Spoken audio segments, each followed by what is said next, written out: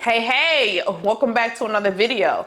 If you're here, maybe you're new, maybe you've been here before, but you're looking for grants, and that's why I'm gonna help you.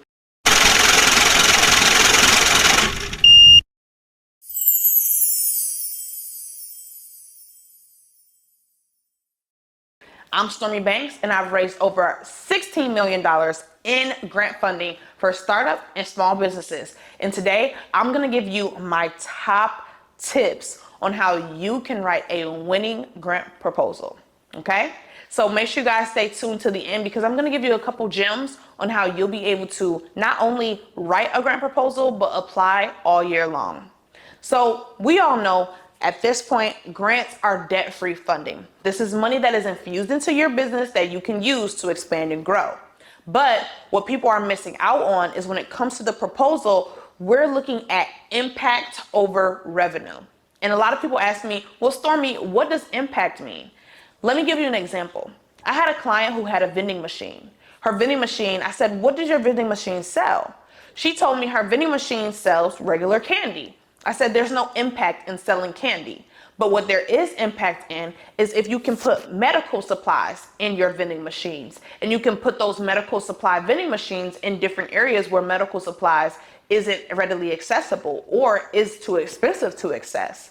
Or you could put sanitary products for young women in high schools. Now this becomes an impact-based business where you can still make money from the business, but you have some type of impact. So we need to figure out not only how do we make money, but how do we change lives? How do we change the world? How do we change the community that we are in? Writing a proposal based on your impact and keeping a narrative makes the writing process so much easier.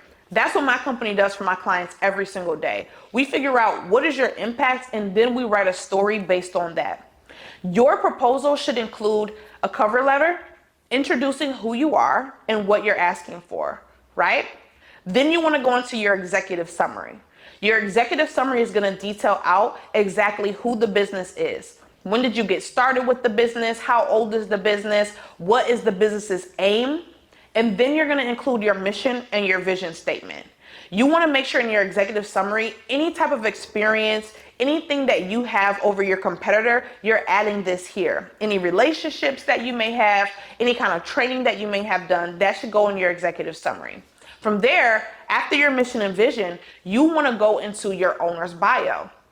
Your owner's bio is really going to talk about who you are. Why are you passionate about the business that you chose? What experience do you have with the business? What was your deep diving story that made you start the business that you have today? And remember, this is a grant. So we want to invoke emotion, get deep in that nitty gritty and really tell the full story. I had a client who started a wig business because she lost all of her hair due to cancer. We talked about all of that in her grant proposal to help her win grants to get inventory to scale her business. All of these things is what matters when you're writing a grant proposal. So when you're doing your proposal, make sure your narrative has emotion and make sure it focuses on impact. After your owner's bio, you're going to want to make sure you have a very detailed budget. How much are you really asking for? And is what you're asking for make sense based on what the things cost? If you're looking to do marketing, does it really cost $100,000 to do marketing as a small business in your specific stance? Or does it cost $2,000 to run ads? You have to really be realistic because if you're blowing up the budget just to say that you need $200,000, your application is going to get denied. Be realistic with your budget and create that budget based on industry research. How much does a beauty company cost? How much does it cost a beauty company to do marketing in their first year of business? How much does it cost to get wigs for the first 6 months of my business? Or how much does it cost to get a transportation truck for me to do my trucking company? You want to get numbers that are actually realistic so that when you're asking for the money, it doesn't seem like you don't know what you're actually going to do with the money. I see a lot of people get denied based on having a budget that is blown out of proportion. So the budget is a really important part. Then you want to go into any key metrics in the business. Who's your target audience? Who do you serve? What's your sustainability projects? What is your disassessment projects?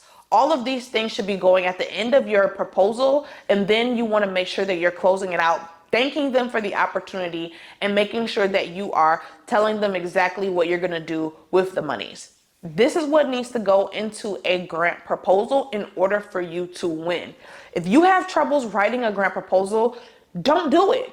Simply hire a professional who can help you write a proposal. Sometimes it's hard to convey what your business really does in words in a way that will actually make someone want to give you the money. So you can hire a professional like our team at Pinkprint, where we can write, find, and apply to grants on your behalf, and you can stick to doing what you're best at, which is running a business. You want to know more about how Pinkprint can help you with a proposal and applying to grants on your behalf? Check out the description box. I'm going to leave a link for you so that you can check more out on how we can serve your business. But when it comes to your proposal, usually we write proposals that are about 22 to 28 pages that really detail out everything that the business does and how they're going to use the money. I also want you guys to know that when you are writing your proposal, grammatical errors are a huge no-no. Make sure that you're using tools like Grammarly or Word document that already has grammar corrections within it, and before you submit that proposal. You do not want any grammatical errors or misspelled words, because there's real people that are going to be reading your grant application. When they're reading your grant application, if they have to try to translate what you're saying, already it's going to be a no. And make sure that you're not using AI to write your grant proposal. Now, grant writers have a tool called GPT that they are utilizing to figure out which applications have been AI generated. And with that, they'll easily deny you. So get a human brain to think of your impact, create your narrative, do your budget, and make sure that you are winning grants all year round. I told you guys in my last video of how you can find grants all year round. If you missed that video, make sure you check it out. It's the video all about what you're gonna need and key tips on researching and finding grants. So check that video out after you leave here. If you have any other questions about grants, leave them in the comment section. I can't wait to chat with you guys.